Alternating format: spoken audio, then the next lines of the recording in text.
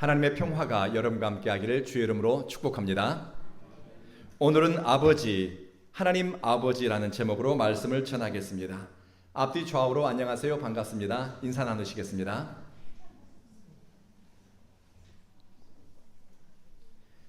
우리 그리스도인들은 하나님을 아버지라고 부릅니다. 여러분이 하나님을 아버지라고 부를 때 여러분은 어떤 느낌이 드는 것 같습니까? 친밀하고 따뜻한 마음이 들어옵니까? 아니면 하나님을 믿고 사랑하고 너무 하나님을 아버지라고 부르고 싶은데 불편하고 어색한 감정이 듭니까? 예수님은 제자들에게 기도를 가르쳐 주시며 하늘에 계신 우리 아버지, 하나님을 아버지라 부르도록 했습니다. 그리고 예수님은 혼자 있을 때나 사람들 앞에서 하나님을 아버지라고 불렀습니다. 특히 요한복음에는 아버지라고 하는 단어가 100회 이상 사용되었습니다. 예수님은 십자가 죽음이 다가올수록, 당신의 죽음이 가까워 올수록 하나님을 아버지라고 부르는 빈도수가 늘어납니다. 저는 이 부분에서 왜 예수님은 하나님을 아버지라 더 애타게 찾고 부르짖었을까, 이런 마음이 들었습니다.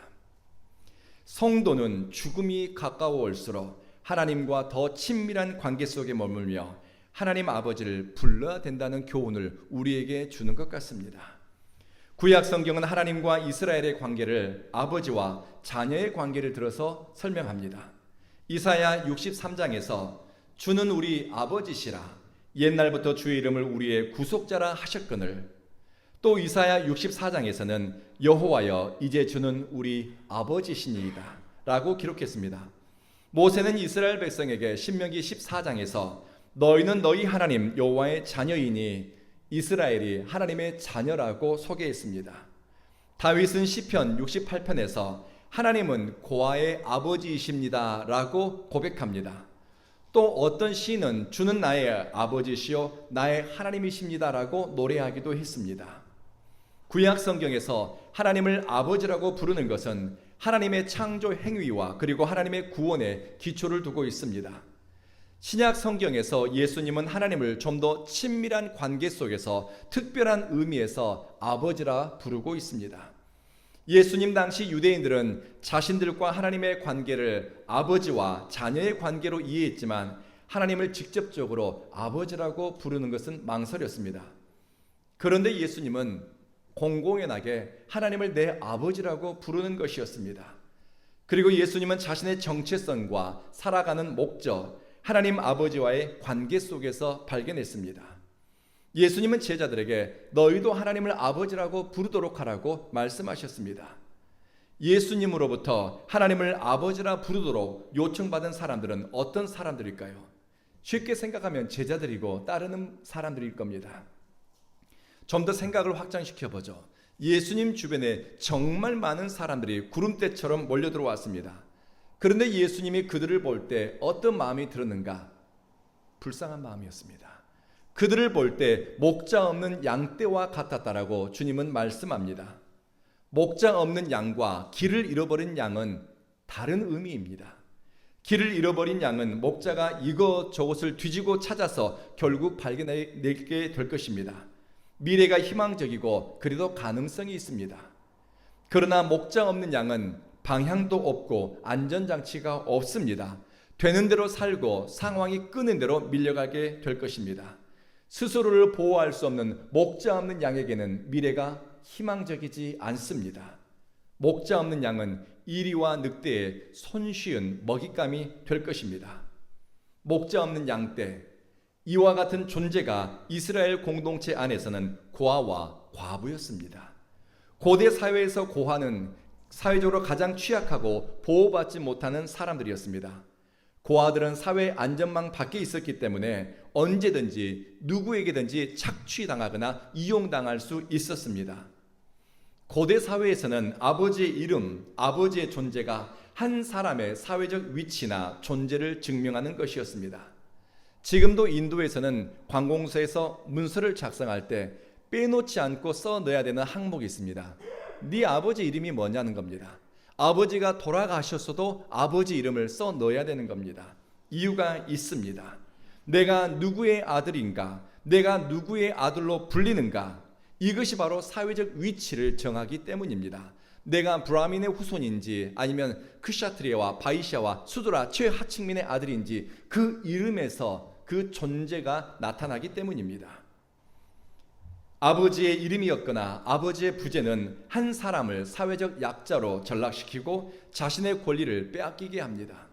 아버지가 없는 고아, 남편을 잃어버린 과부는 안전지대 밖으로 내몰립니다. 하나님은 황제의 아버지, 권력자의 아버지라고 불리지 않습니다. 시편 68편 5절을 공동번역 성경은 이렇게 번역했습니다. 고아들의 아버지, 과부들의 보호자, 거룩한 곳에 계시는 하나님이시다. 여러분, 얼마나 아름다운 표현입니까? 고아들의 아버지, 과부들의 보호자, 거룩한 곳에 계시는 하나님의 그들의 보호자이고 아버지라는 것입니다. 성경은 하나님을 고아들의 아버지라고 소개합니다. 아버지와의 관계가 단절된 사람에 대한 대표적인 성경의 교훈이 탕자의 비유입니다. 어느 부유한 노인에게 두 아들이 있었습니다. 큰 아들은 아버지를 도와서 가업을 이어가는데 둘째 아들은 틈만 나면 집을 나갈 궁리를 하는 겁니다. 결국 아버지에게 자기 몫으로 돌아올 유산을 한몫 떼어달라고 아버지에게 요청하게 됩니다. 이 정도면 고대 사회에서는 막 나가는 아들입니다. 그런데 아들의 요청이 얼마나 집요했는지 간절했는지 결국 아버지는 아들에게 바람대로 재산을 한몫 떼어주게 됩니다. 저놈이 정신을 못 차렸구나. 닥달하기보다는 아버지는 아들의 바람대로 재산을 내준 것입니다. 알면서도 속아주는 것이 부모의 마음이지 않습니까? 아들은 아버지를 뒤에 남겨두고 어쩌면 아버지를 다시 보지 않겠다는 생각으로 먼 나라로 떠났습니다. 그리고 그곳에서 허랑방탕하게 돈을 모조리 탕진합니다. 호주머니가 비니 따르던 친구들이 떠납니다. 지갑이 가벼워지니 마음은 무거워지고 두려움은 눈덩이처럼 커졌습니다. 부잣집 도련님으로 살아왔던 이 아들은 돼지 농장에 가서 막일을 시작합니다. 유대인들이 가장 천하게 여기는 일입니다. 아버지로부터 독립해서 자유와 행복을 누리고 싶었는데 돈을 잃자 사람이 떠납니다. 이 아들은 물질과 드러나는 것을 통해서 자신을 증명하려 했고 사람들로부터 인정을 받았고 친구를 끌어모았습니다. 그런데 그 모든 것들이 사라지자 사람도 떠나가고 기쁨도 떠나가고 심지어 미래까지 무너지게 되었습니다. 가난은, 빈곤은 때로 사람의 인간성마저 상실하게 만듭니다. 궁핍은 존재감을 상실하게 만들지요. 너무 배가 고픈데 먹을 것이 없어 이 아들은 돼지 사료를 먹기 시작합니다. 그런데 돼지 사료라도 배불리 먹었으면 좋겠는데 이마저도 넉넉하게 내어주는 사람이 없는 겁니다. 보호받을 수 없는 존재, 배고픈 존재, 인간성이 황폐화되고 갈 길, 아니 살 길을 잃어버린 존재, 아버지를 잃어버린, 아버지를 떠난 아들의 운명입니다.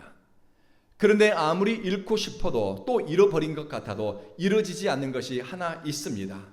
그것은 아들을 향한 아버지의 마음입니다. 아버지의 사랑입니다. 이것은 물질적인 가치로 얼마치의 무게라고 측량할 수가 없는 것입니다.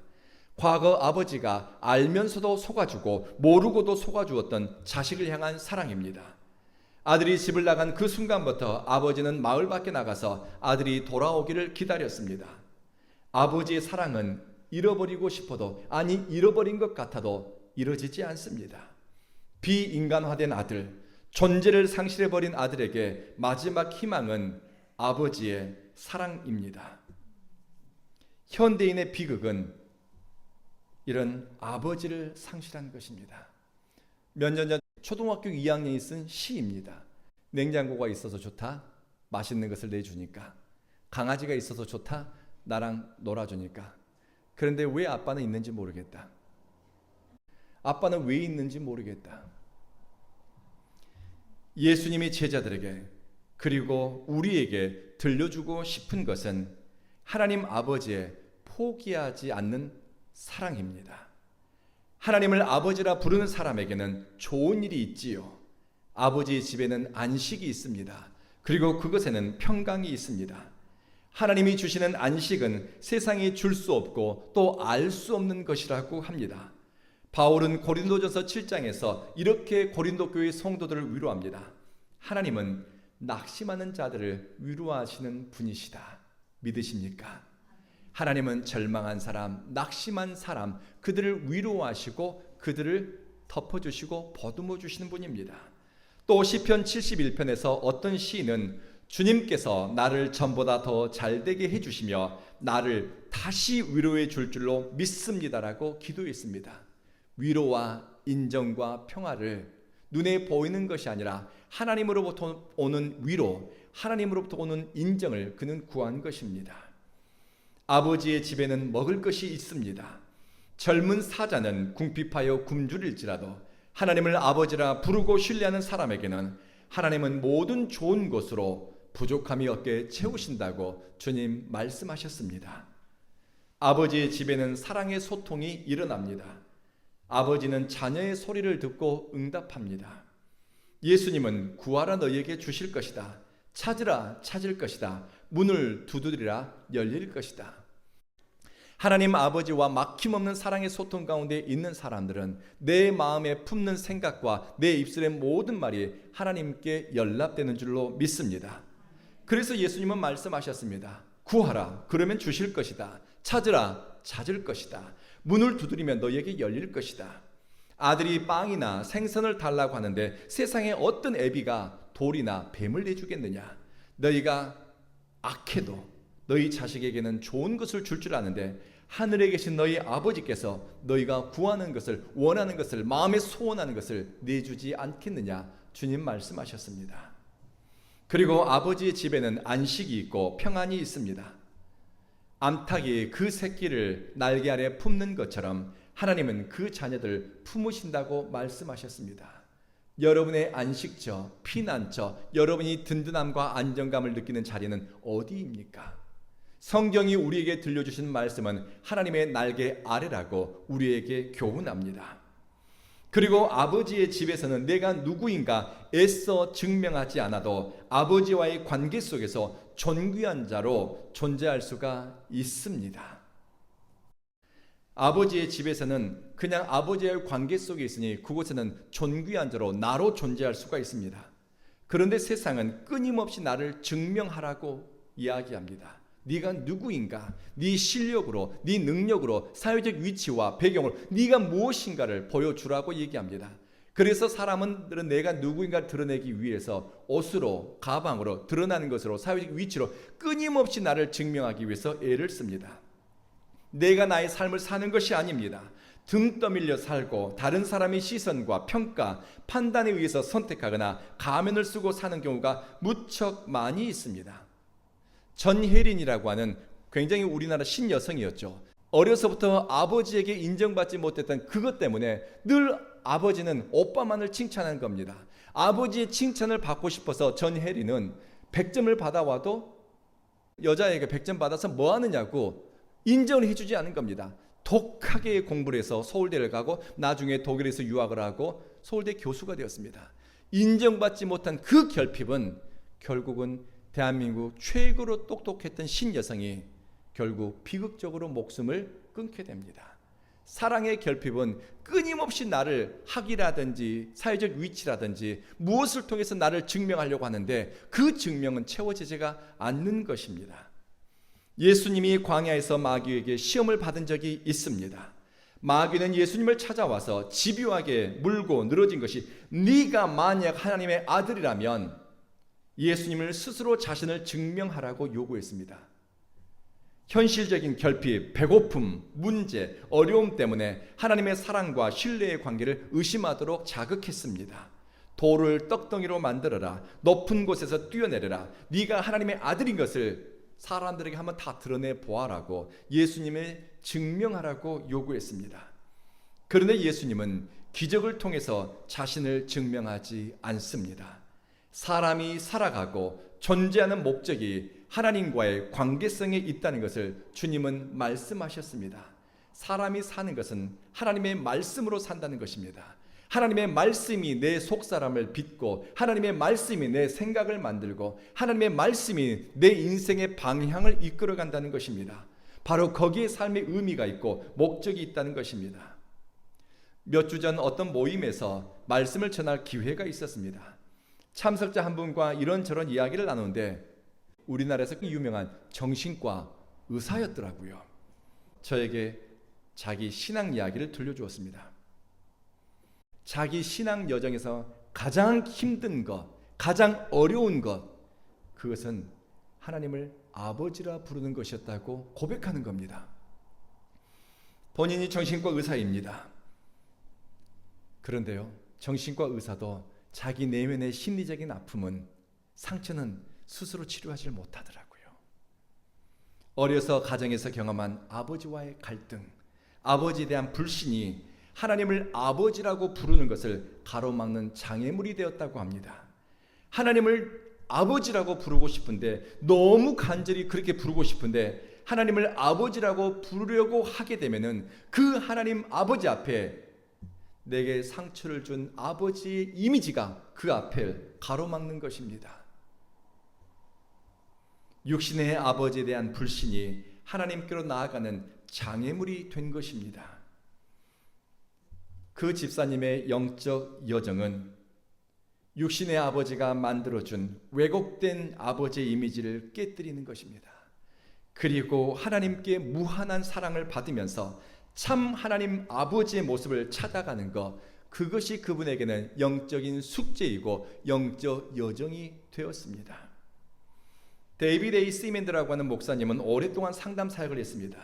그리고 책을 여러 권 출판했는데요, 사람들은 사회적 위치와 배경, 신앙적인 역할과 언어로 자신을 너무나 잘 포장하고 또 기만으로 가면을 쓰는 존재라고 합니다.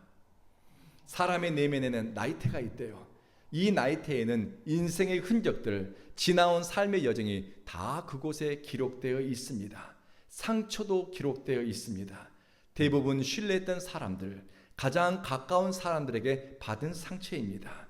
그런 것처럼 우리가 예수 믿고 구원받았지만 우리 내면의 나이테에는 상처받은 흔적들, 아팠던 그 시간들이 선명하게 기록되어 있습니다. 예수를 만나 영원한 구원의 길을 발견했지만 정서적으로 입은 상처는 회복되는 데 시간이 걸립니다. 인격의 손상을 받은 문제들은 회복이 더 더디다고 합니다. 그래서 예수를 믿은 이후에도 사고와 의식의 변화, 영적 성장과 내면의 성장이 계속해서 일어나야 된다고 당부합니다. 그리스도인이, 저와 여러분이 하나님을 아버지라고 부를 수 있는 것은, 우리가 과거에는 세상 율법의 종이었지만 하나님이 예수를 믿는 저와 여러분을 양자로 삼아 주셨습니다. 자녀로 불러 주셨기 때문입니다. 하나님의 자녀가 된 사람에게는 하나님은 아들의 영, 성령을 마음에 보내 하나님을 아버지라 부르게 한다고 갈라디아서 4장은 말씀합니다.